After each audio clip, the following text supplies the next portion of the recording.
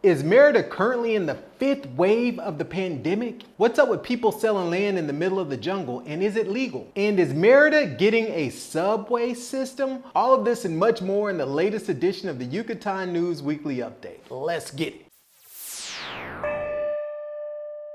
What is good, MexitPlanners? Welcome back to another edition of the Yucatan News Weekly Update. Today we have a lot of stories from real estate, the virus update, the transportation, and development in the Yucatan.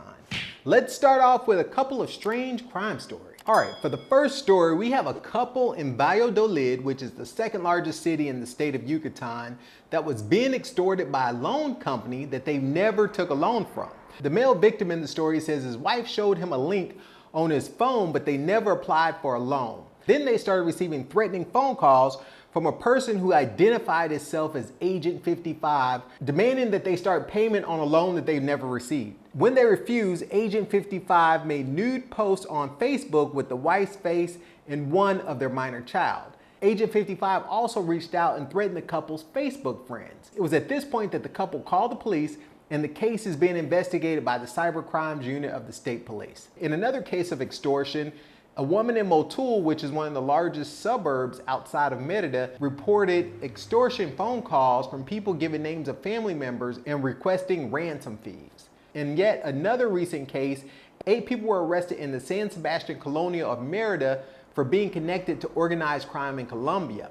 In the house where they arrested the 8 folks, they also discovered a large extortion call center with computers and databases. They also rescued 3 people who were being kidnapped or held against their will at the call center. Speaking of safety, the United States Department has issued a travel warning for 24 of the 32 states in Mexico due to an increase in both COVID cases and reported violence. Quintana Roo, the state next door, which is the popular Riviera Maya tourist destinations that include Cancun to Tulum, is listed as one of the areas to take extreme precautions. States with the recommendation of not traveling to at all include Colima, Guerrero, Michoacan, and Sinaloa.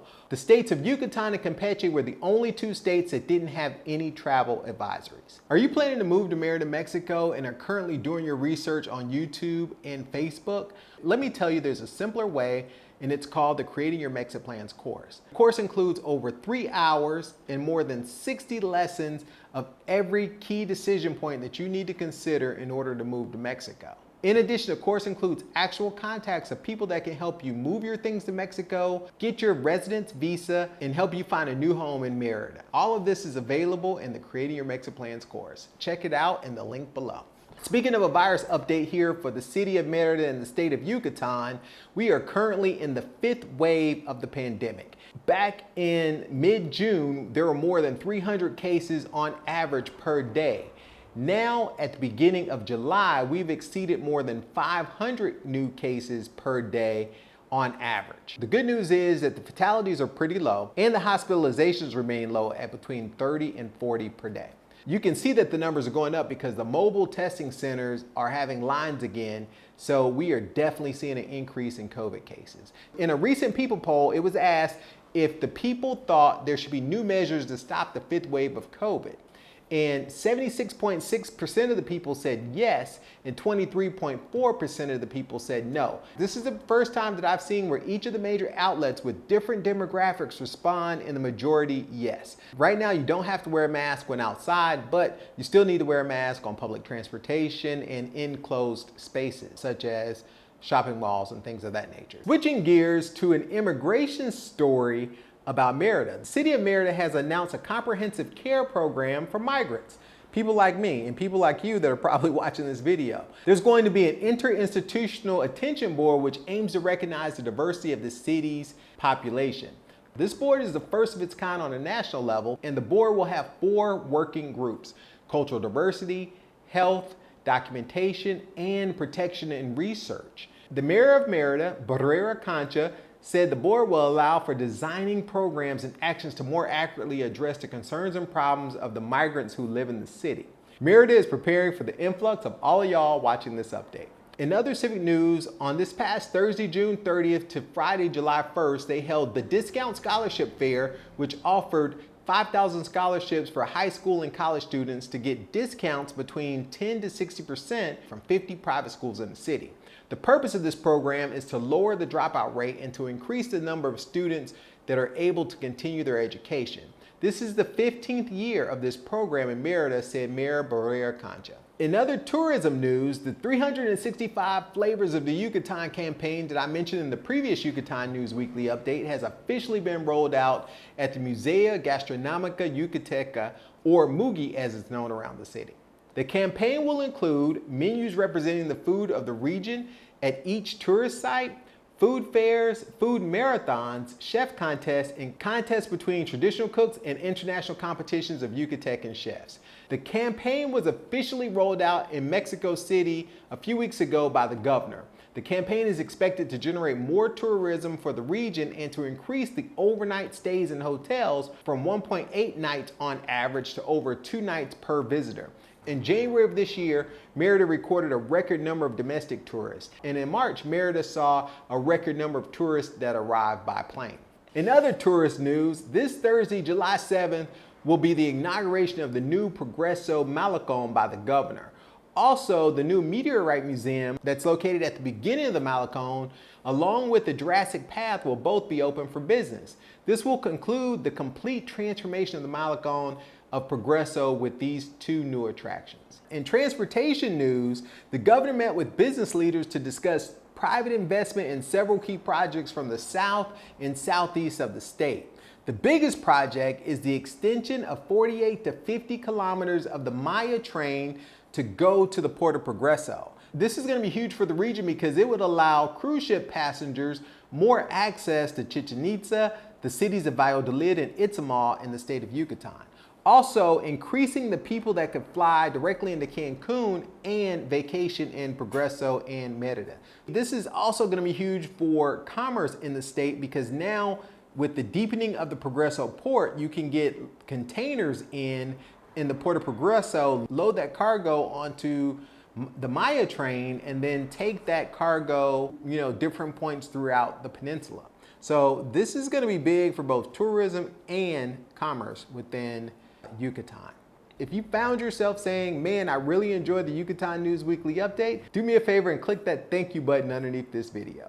The other project that was discussed is the Tram project. And I mentioned this in the previous Yucatan News Weekly update, and at the time it seemed that that was going to only connect the southeast parts of the outskirts of Merida to the city, as well as the new area where they're building the airport, Uman. They've now added a 4th route instead of just 3 previously announced. You're going to have Canacín de Centro, Tella de Centro, or Anahuac Mayab University is going to connect in the north. They estimate over 200,000 people will directly benefit from this service, and they're expected to start work on removing the old railways by the end of this year. The Tram is expected to start operation in Q4 of 2023 around the same time as the Maya train. The budget to order the trains have already been approved, and they're coming from a manufacturer in Spain, which takes about 14 months. Each train will cost around $600,000 each, and each train will hold 105 people in 2 cars. They estimate that more than 500,000 people will use this service each week across 137 neighborhoods. Now, when I initially heard about this story, I thought it was going to mostly benefit Uman and Canacín communities until I learned about the new northern route feeding the university. This is basically going to be the above ground subway system for Merida.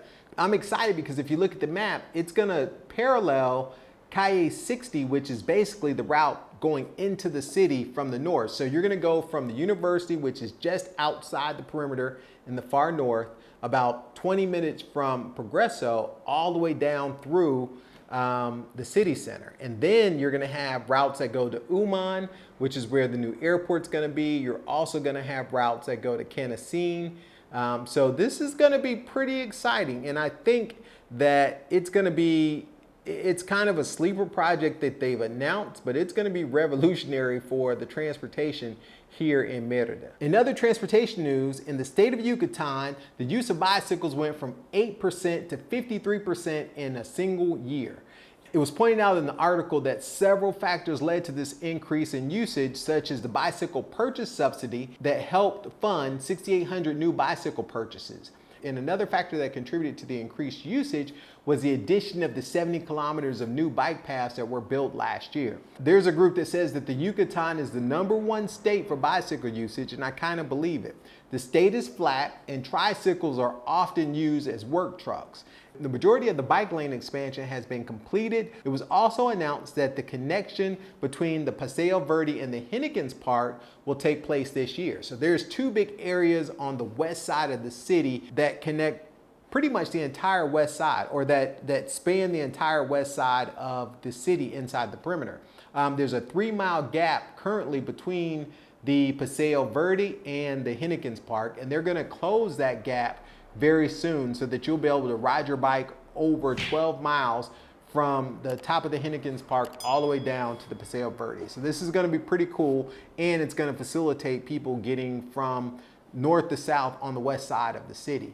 Cycling is only gonna continue to grow in Merida, and there are plans to increase the infrastructure for cyclists as they add new roads. Also, the Tram has the ability to have bicycle racks, and the Veniva bus system that circles the city currently has bicycle racks. So this is exciting. And Merida is pretty much gonna be a place where you can get around on a bicycle throughout the entire city pretty soon. In other transportation news, there's an ad in the newspaper explaining the pedestrian lights. I think I mentioned this in the previous Yucatan News Weekly updates, but the lights are extremely confusing. And this new ad makes note to point out that both the pedestrian lights and the traffic lights turn green in order for the pedestrians to go. They also note that in all cases, the pedestrians here have the right of way. This is hopefully one step closer to addressing the real problem. Hopefully they'll continue with further actions to change the colors of the pedestrian lights so there is no confusion between a green pedestrian light and the green traffic light, which in many cases sit directly side by side of each other. And another major project that's happening in the north of Merida is the Paseo Country Project, is a large multi-use development being built by the University Anahuac, MIAB, and the Yucatan Country Club. Also, remember that the Tram project is going to be very close to the Anahuac MIAB University. So there are going to be 104 apartments, 78 offices, and 63 local retail spaces, along with 400 parking spots in this Paseo Country project. The development is one of the largest mixed-use developments in the Yucatan. The project is slated to be complete by December 2024, around the same time as what? The Tram project. The Tram project is turning out to be really close to some key areas and key projects that are happening around the Yucatan. In other real estate news, people are selling land in the jungle to buyers that do not have and probably will never have the basic services like water, sanitation, and electricity because of the lack of urban planning. The remote lots are also increasing the prices of all the land around Merida. It is noted that the sale of these lots is not illegal, but made possible by holes in the current real estate framework. Remember, I've told you many times that buying property here is like the wild, wild west. You should know what you're buying and do your research before you buy. Real estate purchasing here is not for the lazy investor. If you like this information in this Yucatan News Weekly update, check out the information over here. Until next time, this has been MexitPlans Monty. I'm out.